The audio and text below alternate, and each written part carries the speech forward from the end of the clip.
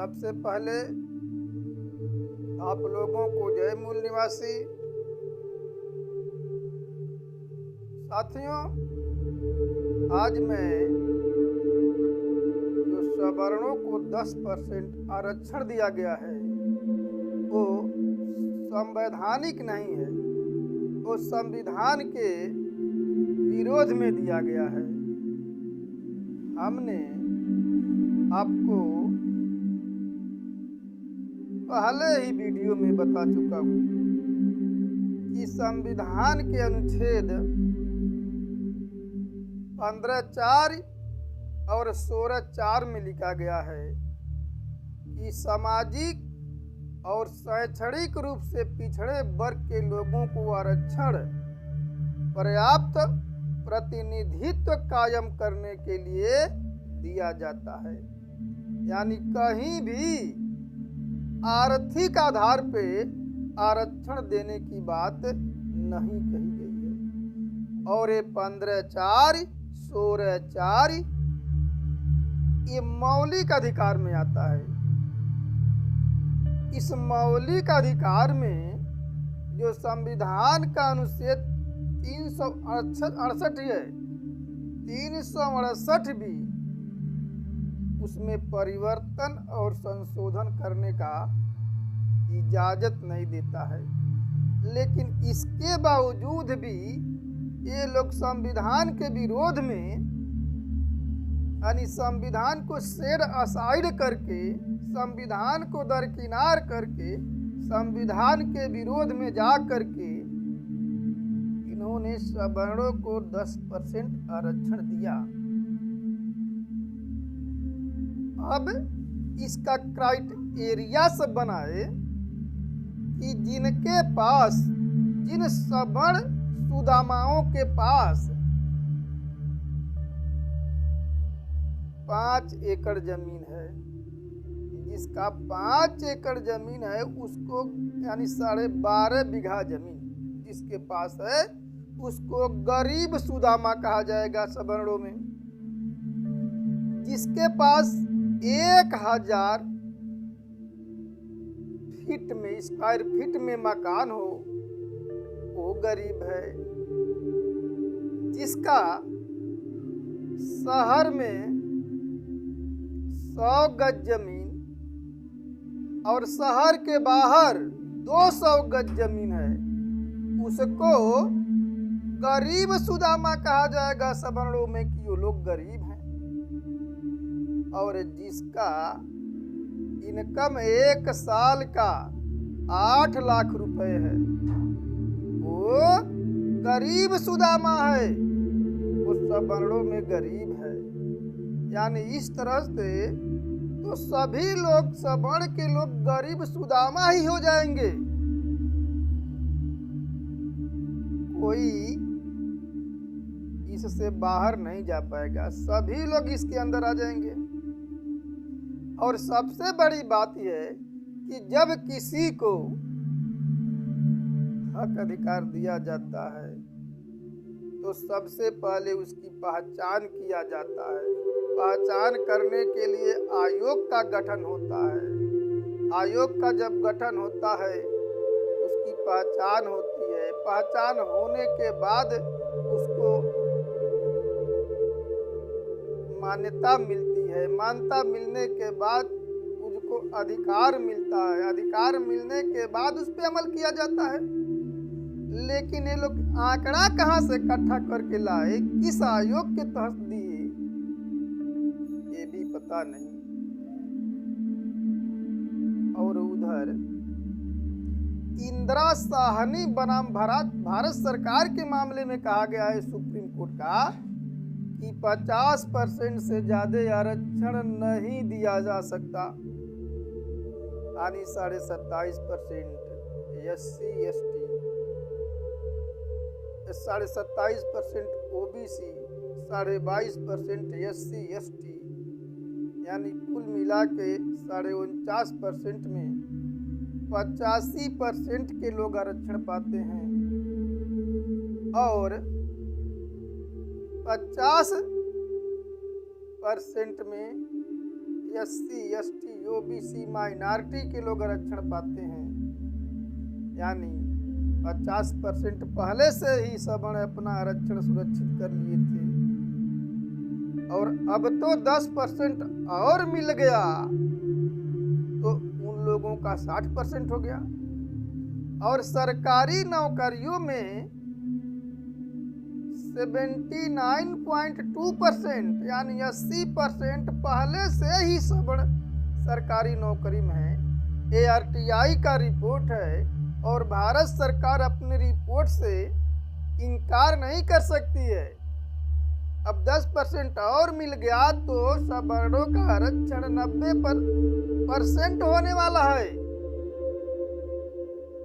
तो ये तो जो है कि जो इंदिरा साहनी बनाम भारत सरकार के मामले में सुप्रीम कोर्ट के 9 जज फैसला दिए थे 16 नवंबर 1992 को कि 50% से ज्यादा आरक्षण नहीं दिया जा सकता।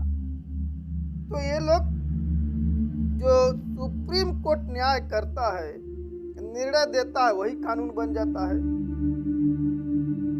सुप्रीम कोर्ट के कानून का भी इन लोगों ने उल्लंघन किया है और भारत के संविधान के अनुच्छेद 15(4) और 16(4) का भी उल्लंघन किया है।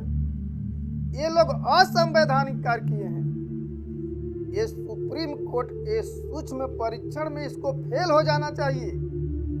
और रह गई बात, यदि सवर्णों को सरकारी नौकरियों में आरक्षण 10% दिया जा रहा है तो राजनीति में क्यों नहीं? उनको राजनीति में भी 10% दिया जाए। राजनीति में आरक्षण का मांग ब्राह्मण नहीं करता है, सवर्ण नहीं करता है। क्यों नहीं करता है?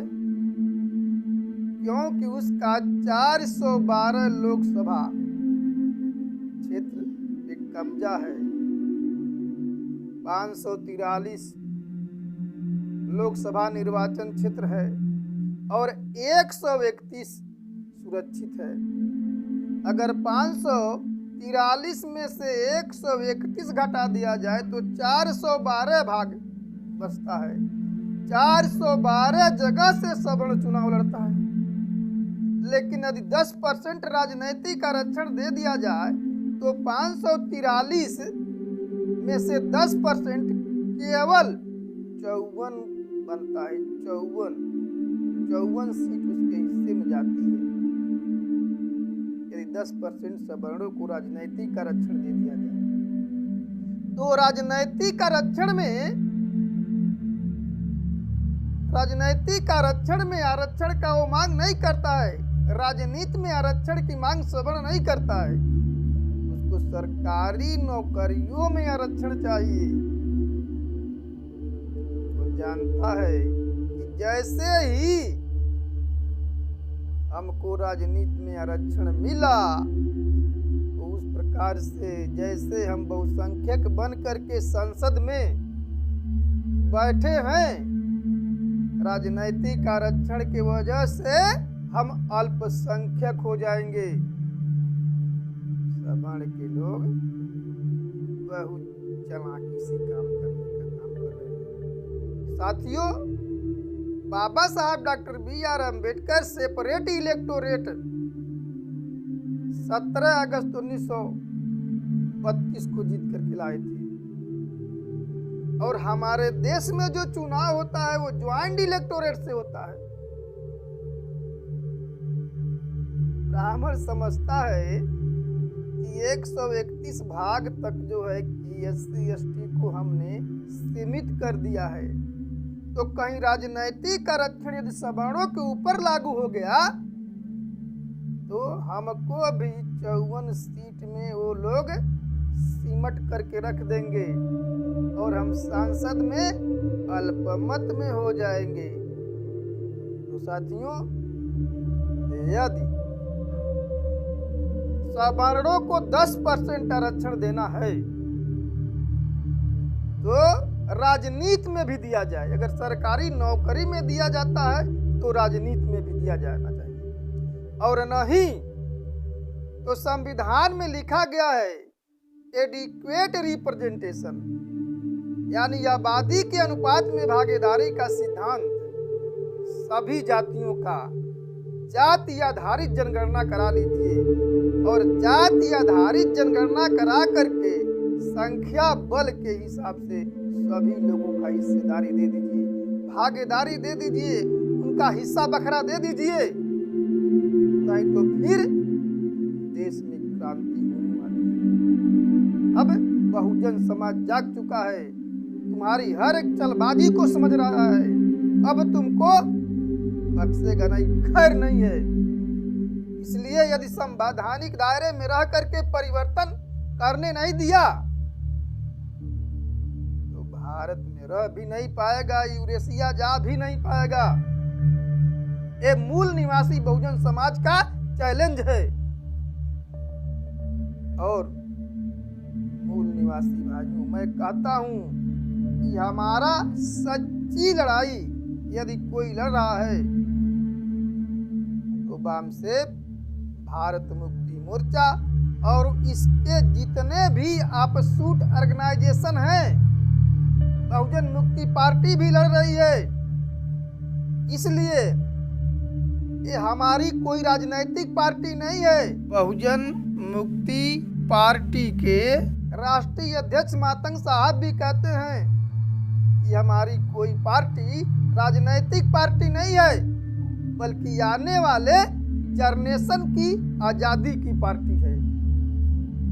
तो दोस्तों, यदि हमको आज़ाद होना है तो वामसेप, भारत मुक्ति मोर्चा के द्वारा हमारे देश में जो राष्ट्रव्यापी आंदोलन चलाया जा रहा है, स्वाभिमानी आत्मनिर्भर आंदोलन चलाया जा रहा है, आप लोग उसमें तन मन दिन से साथ देंगे, बुद्धि पैसा समय श्रम हुनर से साथ देंगे, ऐसा हमारा आशा और विश्वास है।